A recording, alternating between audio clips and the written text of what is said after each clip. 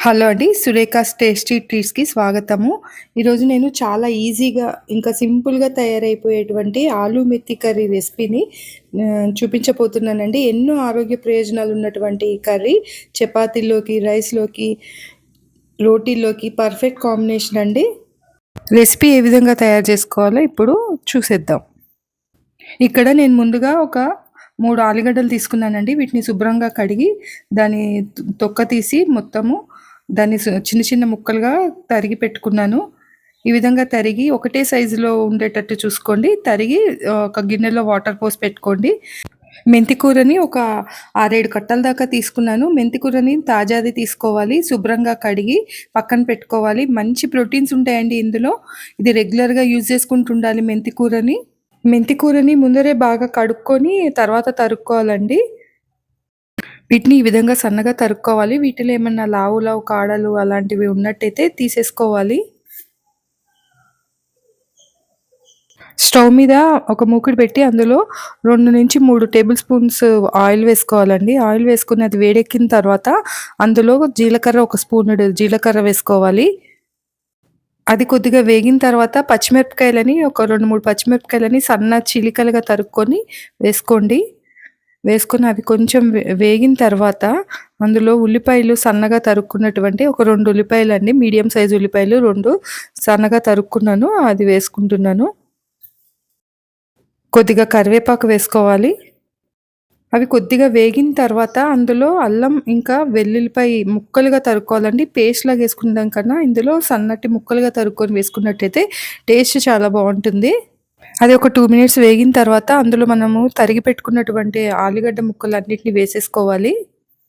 ఇప్పుడు అందులో ఒక 1/2 టీ స్పూన్ పసుపు, ఇంకా ఒక స్పూనున్నర దాకా కారము వేసుకోండి. మీ రుచికి తగ్గట్టు వేసుకోండి కారము. నేను ఇక్కడ ఒక 1 1/2 స్పూన్ కారం వేశాను. అది బాగా కలుపుకోవాలి. ఇప్పుడు అందులో ఒక 1 1/2 స్పూన్ దాకా ఉప్పు వేసుకొని బాగా కలుపుకోండి. మనం వేసినటువంటి అన్నీ ఆ ముక్కలకి పట్టేలాగా బాగా కలుపుకున్న తర్వాత కొద్దిసేపు ముక్కలు ఉడికేదాకా మూత పెట్టుకోండి. మధ్య మధ్యలో మూత తీసి కాస్త అటు ఇటు కదుపుతూ ముక్క మెత్తబడే వరకు ఉడకబెట్టుకోండి అంతా కూడా. ఇప్పుడు ఇందులో ఒక 2 పెద్ద టమాటాలని చిన్న ముక్కలుగా కోసేసి వేసుకోండి. కావాలనుకుంటే కొద్దిగా నీళ్లు చిలకరించేసుకొని మూత పెట్టుకోండి. ఒక 5 నిమిషాలు హై టు లో ఫ్లేమ్లో ఉడికించుకోండి సన్నగా. ఉడికిన తర్వాత మూత తీసి చూడండి. ఒక 5 నిమిషాల తర్వాత మనం వేసినవన్నీ కూడా చక్కగా ఒకదానికొకటి పట్టి మంచిగా ఉడికిందండి. టమాటాలు కూడా మంచిగా మెత్తగా ఉడికిపోయినాయి. ఇప్పుడు ఇందులో 1.5 స్పూన్ ధనియాల పొడి వేసుకోండి. ఇప్పుడు మనము తరిగి పెట్టుకున్న మెంతి కూరని ఇందులో వేసుకుందాము.